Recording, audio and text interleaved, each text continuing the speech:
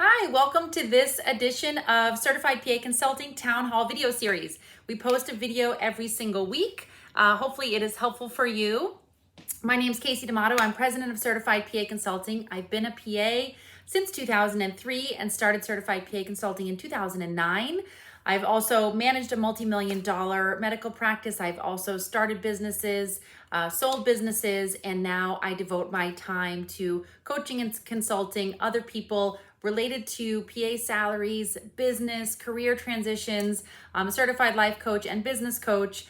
Based on my experience and also my training, I've helped thousands of people elevate their careers, achieve financial security, achieve career fulfillment and life fulfillment.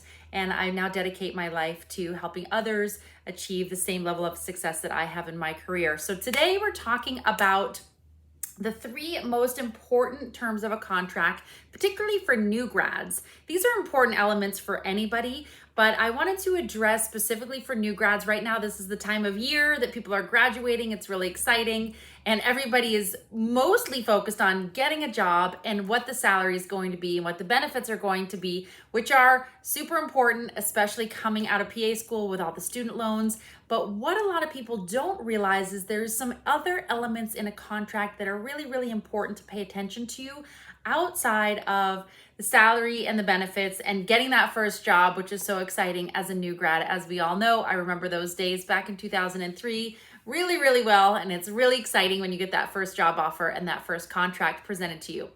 So today I want to talk about the top three things to pay attention to, particularly for new grads, because they're just not focused on some of these other elements of the contract. They're thinking about learning clinical skills, getting that first paycheck, getting good health insurance and things like that, and not necessarily thinking about some of the other important elements of the contract. So what are they? Some of the three most important contracts are related to the exit, particularly for new grads, because oftentimes that first job isn't the last job. So that means that you'll probably be transitioning at some point along the way. So one thing to pay attention to is the notice that you have to give in your contract. Is it typically 30 days, 60 days, sometimes 90 days? Longer than that can be a very long time. If you're in a situation that isn't working for you, you're uncomfortable and you want to make a change, anything longer than 90 days can feel very long. So watch that notice in your contract that it is ideally either 30, 60, or maximum of 90 days. Make sure you don't have to give like 180 days, 6 months notice to be able to leave. That's too long, especially for new grads, but really for anybody, honestly. So pay attention to that exit. That's number one. Number two, watch out for that non-compete. So non-compete means that you cannot work in a certain mileage radius to that existing practice for a period of time. So one thing to make sure that in the non-compete is specific to your specialty. It shouldn't restrict you from practicing medicine at all, but it's ideally, it's set up to protect the practice from losing patients if you were to go and work across the street and patients followed you. So it's not really relevant to other specialties. So make sure it's only limited to your specialty and ideally the equivalent mileage radius to what is 30-minute commute in your area. So that's going to be different in an urban area like Manhattan compared to a suburban area, compared to rural Arkansas or something like that. Whatever the mileage radius is equivalent to 30 minutes, that's typically, give or take, appropriate for the mileage radius, and ideally 1 year, ideally not longer than 1 year. So if you don't have a non-compete in your contract, great, don't bring it up. Hopefully you don't need to have one, awesome. But if you do have one, make sure it is specialty specific, your practice location specific. If your facility owns a lot of different locations, make sure it's only the location where you're working. 1 year and the equivalent of 30-minute commute. So non-compete, watch out for that one. And the number three one is owing money back. So this can be called a draw. A draw sort of means like a loan, if you will. It could be, in some instances, there's sign-on bonuses and things like that, that if you don't stay for a period of time, you have to pay them back.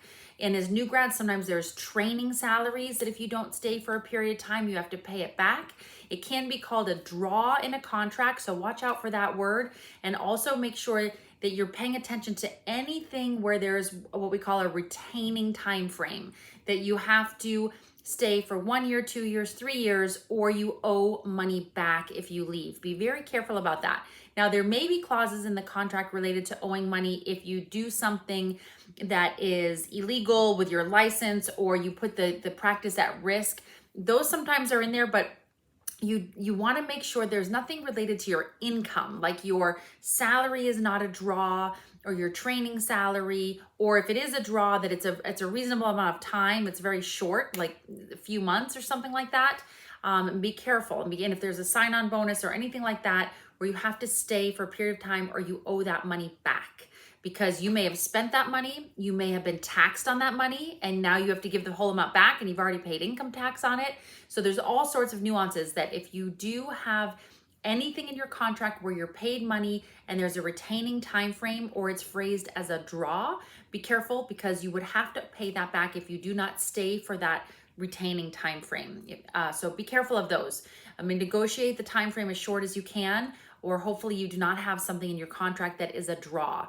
So if you're unsure about these kind of terms or how to negotiate around them, we help people understand some of these common terms. We've been PAs for a long time, 20 years. And we started Certified PA Consulting back in 2009.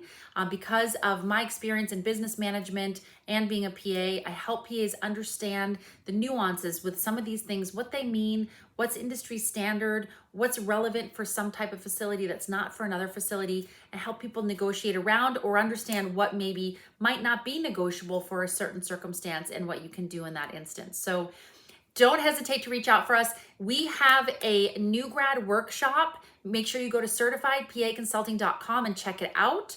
We have a new grad workshop that is like an hour and a half, and talks through everything related to negotiating, to licensing, CME, all these kind of things, getting that first job, tail insurance for malpractice, all these things that are longer than what I can put in this video. It's about an hour and a half workshop. Comes with a workbook as well to help map out your career plan. Take advantage of that. We have free PDF download guides.